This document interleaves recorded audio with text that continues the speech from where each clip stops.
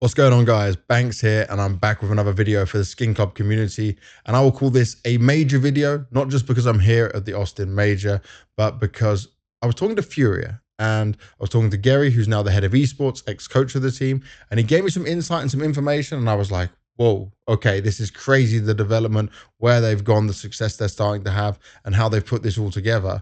But we have to go back and look at a lot of the problems this team had. Now, FURIA, biggest organization in Brazil with the best players, but they came up in 2018 after like the SK Luminosities. They wanted to obviously build on success of Brazilian players. There was a lot of hype around them. And if I take you guys through, I'll call it a small journey here, right? We know like Queserato, Art, Yuri, Vinny, and then we went through a mix of players between what they were trying to have some success with and trying to find who would be the players they could work with. Some people might remember like Spacker being there, Abel J, Henny. Then you'll remember the crazy moments of where they had Junior, North American player, and they said like he was gonna speak Portuguese or he was gonna try and make it work. That didn't work for a very long time. Then Honda came in from the academy team.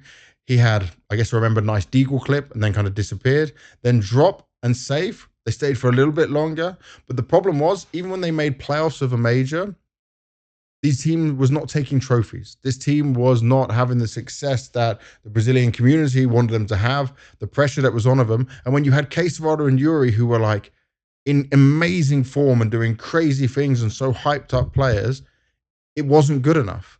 And then we see in late 2023 a big change come because everyone was mixing around on this stuff. Art had been there for so long, and then they say, okay, this can't work. Fallen's going to come in. Cello's going to come in as well. We're going to change things up. We're going to see what we can do. And then we go, okay, Fallen, experience, but is he at the end of his career? He'd obviously done something good with Cello during the Imperial stages. Can we now turn that into what we want to see as success?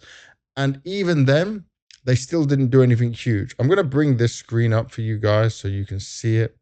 And I'm going to show you some things, which is wild. And it wasn't until I looked into this that I saw how crazy it was. I'm not talking about where we're at now with like even Kai, another academy player. And Kai got the rough end of a stick, man. He should have never been there for that time. He was just kind of a placeholder. Then Scholes comes in, didn't live up to expectations. But just look at this. The trophies that Furia has, despite being the best Brazilian team for so long, this was online tournament, DreamHack Masters Spring for North America, so only beating North American teams. Same here, online tournament. And same here, online tournament.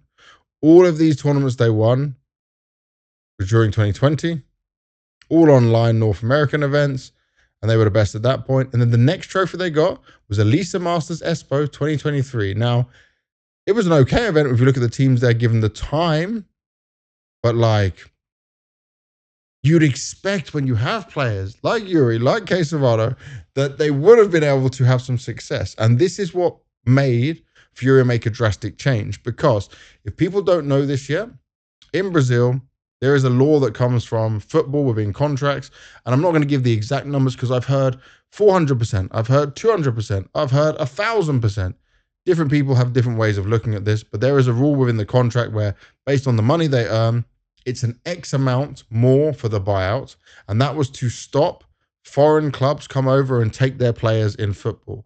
That now somehow is in esports, which means even the Brazilian team, say Furia years ago wanted Insani, his buyout was too high and it wasn't worth doing. It didn't make business sense. And so that's now created a huge problem, which is why you see like Lucauzi just now has benched himself on MIBR because he's like, this isn't working for me. No one can buy me. I can't go anywhere else. So I'm just going to bench myself and go through this. It's a big problem. And I honestly, if these Brazilian organizations could do what the CIS organizations did not so long ago and just make some agreement, it might be better, because you're never going to have one of the best Brazilian teams of an all Brazilian or all South American counterstrike team when you have this rule in place, because we can't always get them on the same team at the same time. And that in the long run will hurt the whole country and its scene and its growth, because you get like an MIBR and a Imperial and a Furia and a Pain, and they've all got mixes of good players, but you could probably build two really good teams from it, but no one's wanting to do it because we're talking about like million+ buyouts for players that don't have that value, have not shown to have that value yet, but just because the contract is so crazy. So that's a brief overview of the rough, wild world of Brazilian contracts. Now, what I was doing is, I'll go back to my webcam. I'm going to bring up something else a little bit later, but I was speaking to Gary because I did an interview with YEKINDAR and Molodoy after they made it through to playoffs, Molodoy being his first major, YEKINDAR coming back to form. And I said, like, this is crazy how well this has come together. For people to know that it was basically a mid-season change this year. Cello got removed, Skulls went out, and they brought in YEKINDAR and Molodoy. And it shocked the Counter-Strike world because it didn't make sense. These are English speaking. Molodoy, by the way, doesn't speak perfect English. It's okay, but it's not clear like YEKINDAR would be. And also, just for you to know, Keserato and Yuri, they can do interviews and stuff, but their English is not perfect either for this fast, crazy communication. I'd say Fallen and YEKINDAR can hold their own with it. Sid as well, the coach, he does a fantastic job of English interviews, but it's not the greatest, right? So we've got a very confusing mix here. Then they've gone away from Brazil because of this buyout problem, and they've completely changed everything. And you think, how is this going to work? Because then we find out Fallen is not going to be AWPing. He's going to be IGL. He's going to take up a new role, new positions, new style. And honestly, when I first saw this, I think I spoke about this on my own podcast with DevWalk. It's called All About Counter-Strike, that I thought this is a destined to fail move because it doesn't make sense to me. I'm very happy to be proven wrong because right now, they're lit. It's great. So I messaged Gary. If people don't know who Gary was, he is the coach of the team since 2018. But then Sid came in, who he was the analyst at the time. Gary was teaching him as Gary moved into the head of esports position at FURIA, and now Sid is the coach since July 2024. Gary's here at the major. I was talking to him, and I just needed to find out who put this together, who was making this all happen, because the roles, the positions, this is all perfect right now. And yeah, it might be a honeymoon. I might come back to this video in 4 months' time and say, didn't work out. But right now it's good, and it's better than FURIA's looked in a long time. It's incredible to think like this. So Gary had spoken with the team and they decided to make changes. He started looking at the idea of Fallen being a rifler, even before he spoke to Fallen about it. Then they obviously spoke about it later. At the same time, they were scouting out players, making lists. Big organizations and teams do this.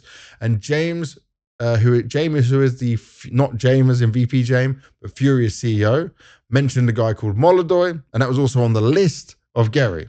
So that worked out. They wanted to take a chance on Molodoy because obviously looking at him, it's like, okay, he's got a lot of skill. But then Fallen said he'd practiced against Molodoy and said it was like good from the eye test of that. So they wanted to take a risk on him because obviously looking at this, Molodoy being from the CIS region, he's a Kazakhstani player. He's on Amcal at the time. He's not going to have a crazy buyout. He's not going to have a crazy salary. You can take that player, give him an opportunity, see if he can thrive. It's better to do that kind of a risk than take an AWPer from Brazil and have to pay in crazy money for him and then it doesn't work out anyway, maybe because he just doesn't fit the bill, you know? So then they get Molodoy. On top of that, they're like, we need help with him because his English isn't great.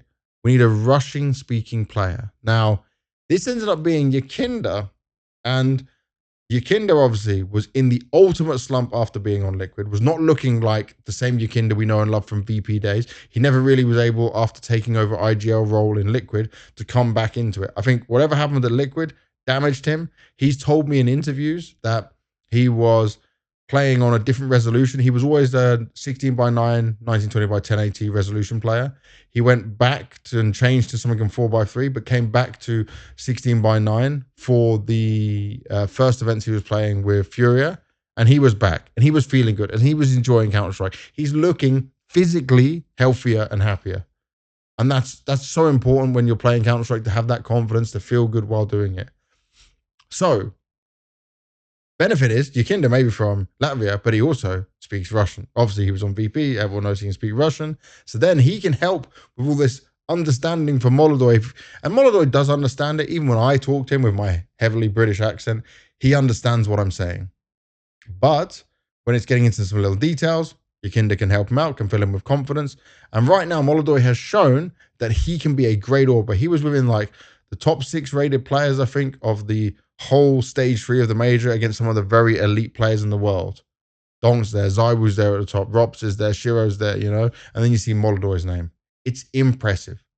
Now, to look at this as well, just to add some more detail to this, they also have an analyst called Krizen. He used to be an analyst for Monty, but he also played on Avangar. Obviously, being from Kazakhstan, he speaks Russian as well. He's 2 times been in the major back in 2018 and 2019 with Avangar.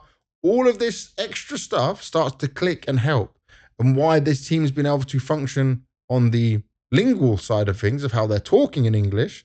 And also, Molodoy's got English lessons. I think Quesarado and Yuri are going for English lessons.